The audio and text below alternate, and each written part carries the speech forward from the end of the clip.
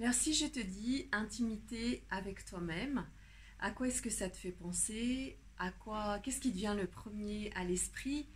Euh, Est-ce que c'est le fait d'être proche de toi-même? Est-ce que c'est le fait de te connaître toi-même? Est-ce que c'est le fait d'être en relation avec toi-même?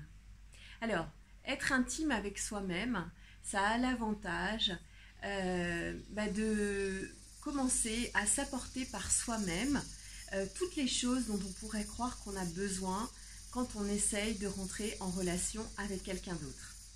Être intime avec soi-même, c'est tout d'abord s'honorer, c'est-à-dire s'honorer, se considérer comme une personne suffisamment digne d'estime, c'est arrêter de se faire abuser et c'est aussi se choisir et s'engager dans sa vie à chaque instant.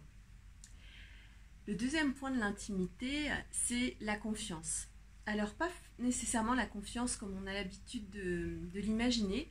La confiance, c'est avoir confiance que les gens finalement vont faire toujours la même chose, même s'il y a des probabilités qu'ils changent un jour. C'est vraiment avoir confiance dans le fait que les gens sont ce qu'ils sont et ne rien attendre de différent d'eux-mêmes.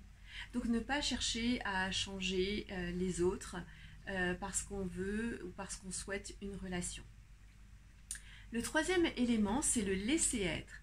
Donc globalement, c'est est-ce que tu te laisses vivre? Est-ce que tu lâches prise?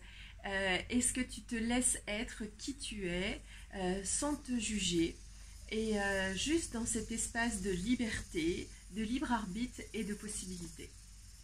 Le quatrième élément de l'intimité, c'est la vulnérabilité. C'est la faculté à être authentique avec soi-même tout d'abord avant de l'être avec l'autre. Alors, combien de mensonges est-ce que tu peux te raconter toute la journée pour t'empêcher d'aller au plus proche de qui tu es véritablement, pour t'empêcher d'avoir cette relation avec toi-même? Et enfin, le cinquième élément, c'est la gratitude.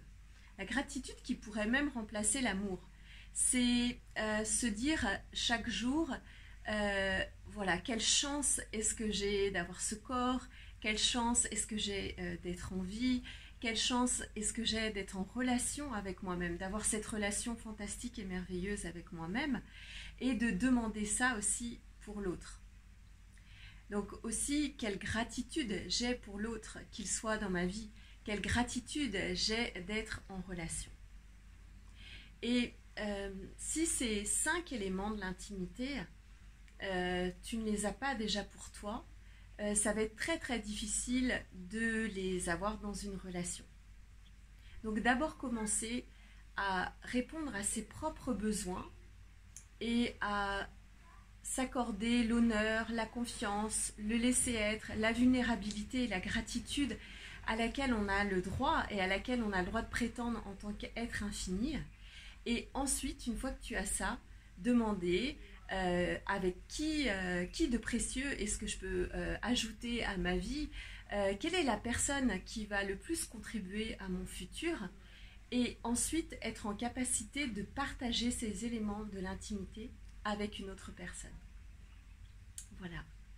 Je vous souhaite une belle journée dans l'intimité de qui vous êtes, dans l'intimité de toutes les relations que vous pouvez avoir aujourd'hui. Et je vous dis à très bientôt.